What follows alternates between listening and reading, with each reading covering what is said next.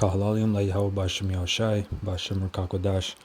Double honors to the apostles of GMS who rule well, who I learned this truth from, and salutations and blessings to you hopeful elect. Coming back once again. This is from a book called African Presence in Early Asia by Ivan van Sertima. And basically, as you see here, the title reads Research Notes. This is on page 382. Research Notes, Bodhidharma, founder and first patriarch of Zen Buddhism. And this is going to deal with basically the Israelites that that basically came up with what people know as Shaolin Kung Fu or Gung Fu. All right, and you had Israelites back then that were practicing and developing these things, but the first person to do it or to bring it was a person that was inspired by the Most High, and he came from India, and that's the man that's on the page right there, Bodhidharma. That was his name, and we're going to show an icon of him after. All right, it's pretty much agreed that he was a dark-skinned man with woolly hair. He wasn't an Elamite, okay? But we're going to read, it says, the martial arts have been a part of Chinese civilization for more than 3,000 years, but they did not originate in China. So Moab has nothing to do with that, man.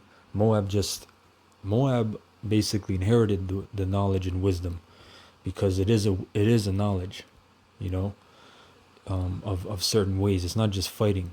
What these Israelites developed was different breathing mechanisms, breathing techniques, which basically they knew about the spirit, which they called qi, right? Which people probably heard of that, qi or qigong, right?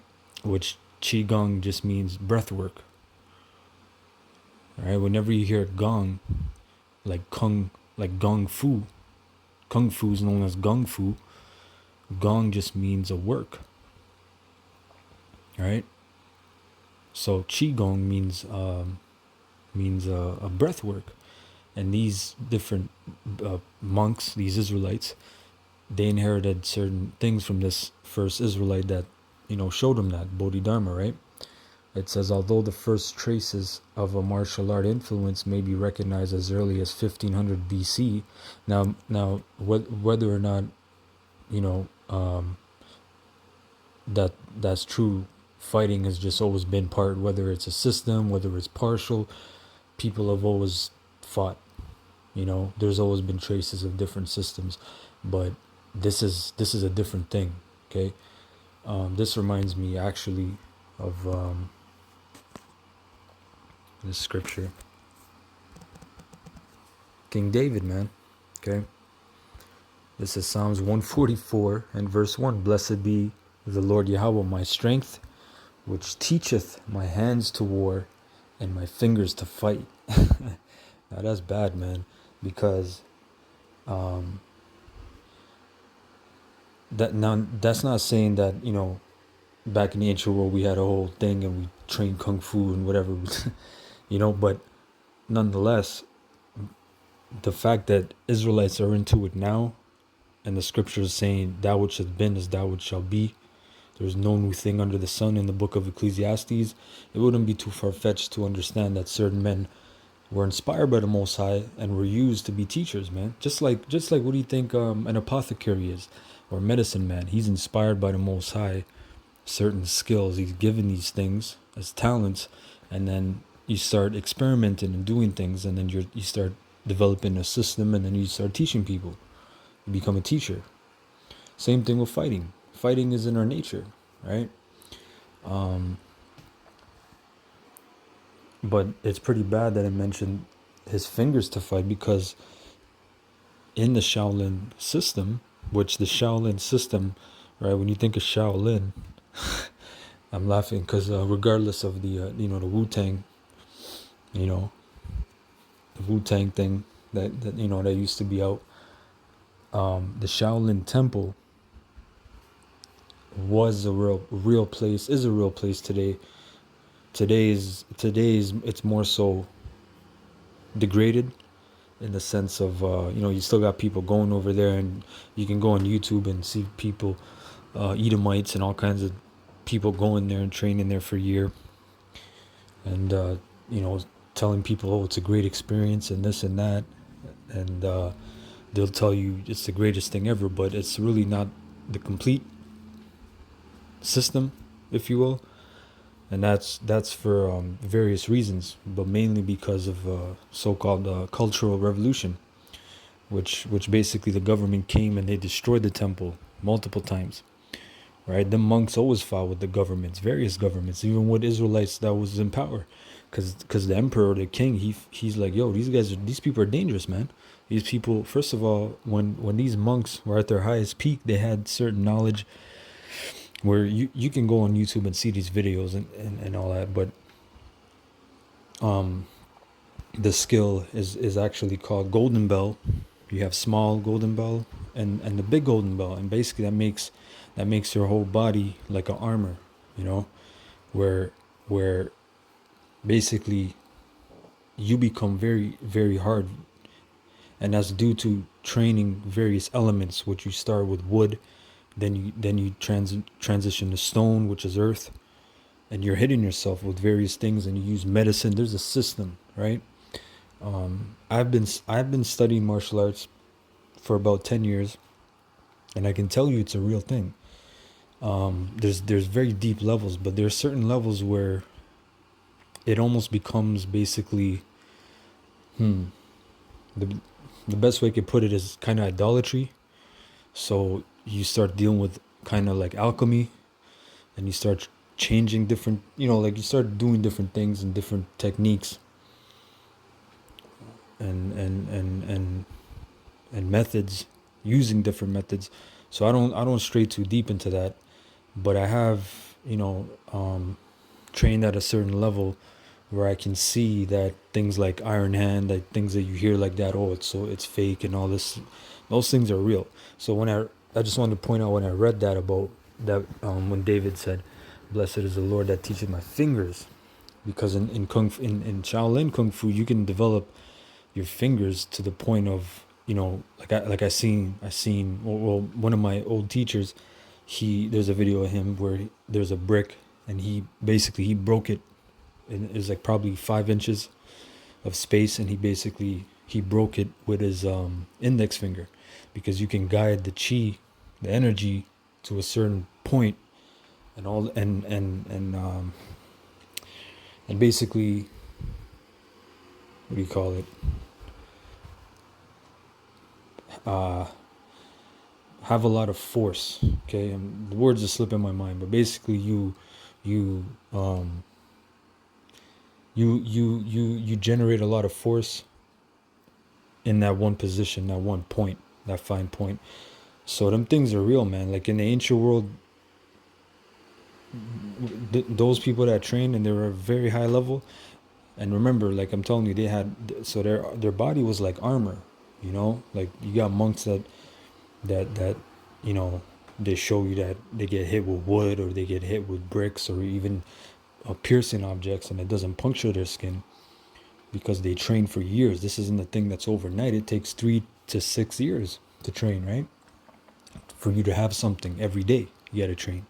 So you would have these people hired by nobles and kings and all the top royalty, but you would have to prove yourself. So they would take prisoners or animals, and they would say, yo, show your skill. So they would puncture their, they would use their fingers or fists and punch them, and they'll go right through them, man. They showed them, look, like I have this skill, this is a thing. But these things were actually closed. They were hidden behind doors. So that's why you have different systems. They're known as doors. The monkey fist door, crane door, all these different systems, which are based on what? Animals, which that's in the book of Job. Right, that's in the book of Job, right?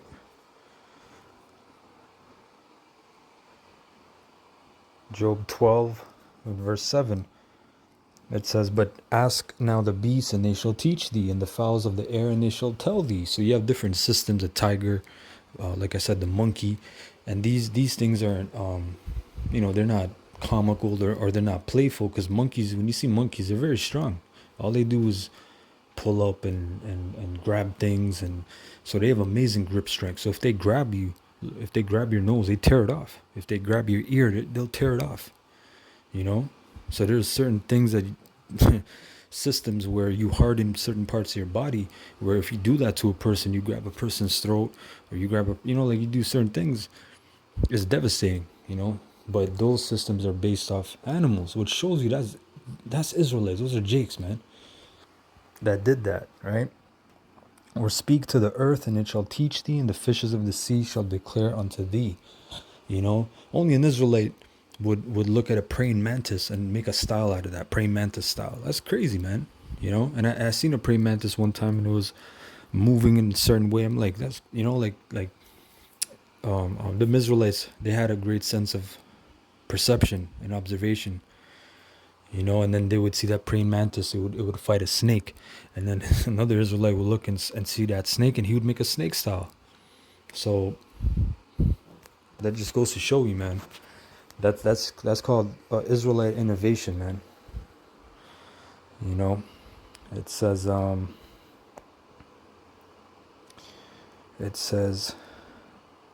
under the influence.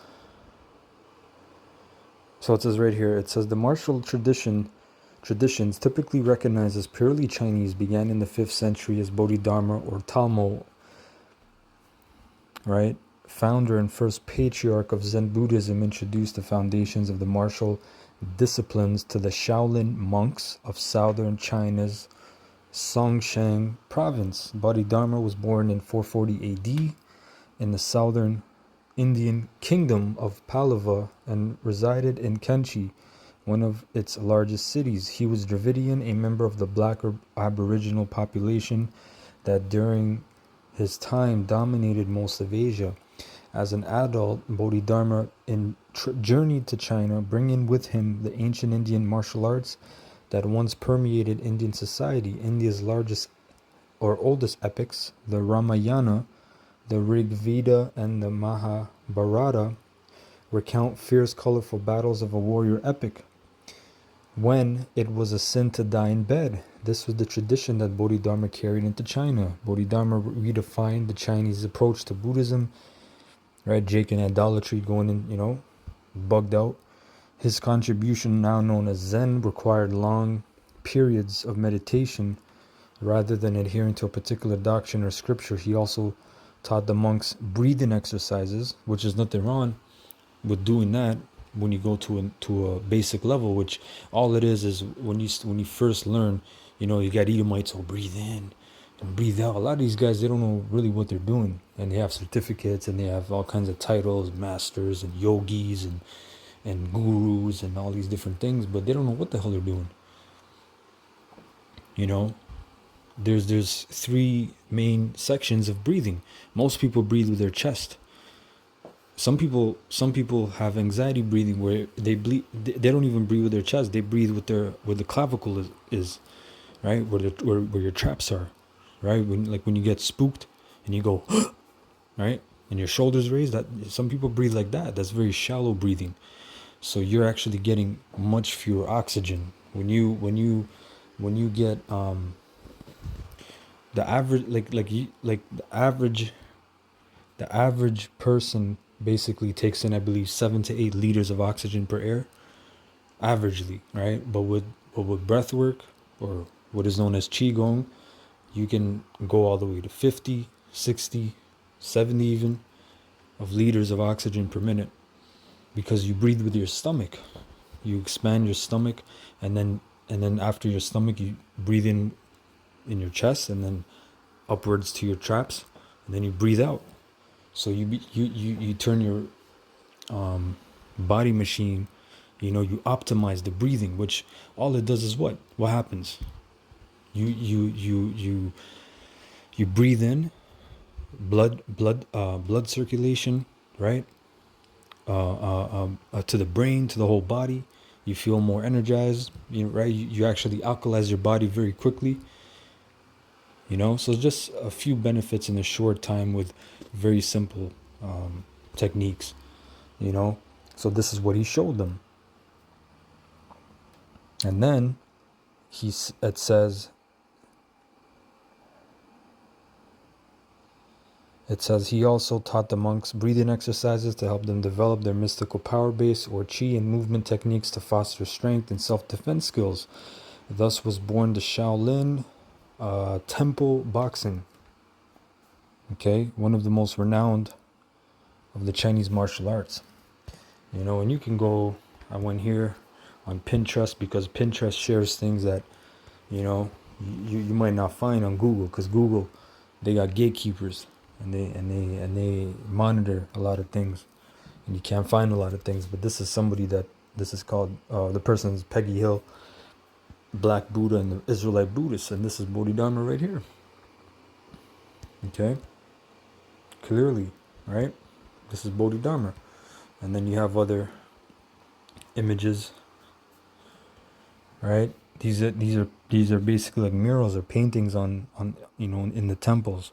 When you go in the temples, you see a bunch of so-called black men, right? Again, Bodhidharma here.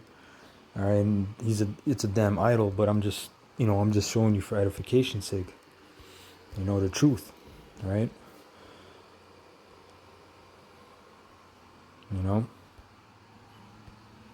This is actually an Israelite samurai, not dealing with the Chinese, but nonetheless, still for edification's sake. There's a very famous samurai, Yasuki, 1581. All right. All right. Here's again. This is actually,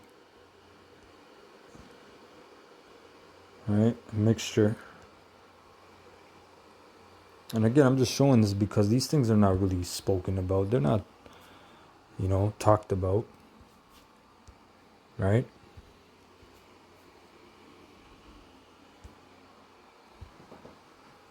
This is actually the image of Bodhidharma and his followers, his first followers, which he taught the monks in China, right? Who were clearly dark-skinned men. This image right here.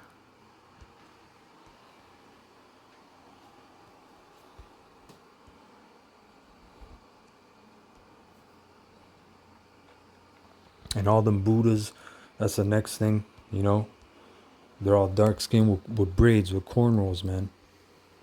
Showing you all throughout China, Asia, Southeast, Vietnam, Cambodia, right? But I just wanted to get the point on the Shaolin, on the fighters, man, because I see a lot of things on YouTube now, and Moab is feeling proud, and the scriptures describes Moab as he's a proud man. Moab is proud, right? But yeah, man, this comes from Israelites. All these ancient methods and all these great things, that's why them Moabites, they hide them secret things from Edomites. They might show you the external, how to box and do certain techniques, but how to develop these different hardening skills and all these different so-called powers, quote unquote, they're not going to tell you. They're not going to show you, right? These different qigong sets and how to breathe and what to do and all these things, So I just want to bring a little info on that. Even though these jakes were wicked as hell, just like in the medieval times, it's just more edification for Akim to understand and absorb, and to see that we're everywhere. So them people are still there. You got Israelites down there that look like Moabites, and guess what? They're really Israelites. Okay, so I want to say Kal Halayim La Yahweh Ba'Hashem Yahweh Shai Ba'Hashem Ruchakodash. Double honors to the apostles of GMS, who I learned this truth from. There's actually Slakia, my bad. One more thing, this is just a little up here, but this shows you right here another one, a picture. This is I don't know how to say the name, Tai Gui, one of the 9 immortals of Taoism who lived during China's golden age. An accomplished martial artist, Tai Gui was known as the Iron Staff Immortal, hand painted on silk, early Yuan Chuan dynasty, 13th century AD. I mean, this looks like a Jake you see today walking on the street. But yeah, man, this was all Israelites, man. The Most High blessed Jake with all these skills and powers and wisdom, and we're gonna get that back. All right. Kahalayim again, Yahweh Bashim Yahushai, Bashim Rakakudash, and Shalom to the elect.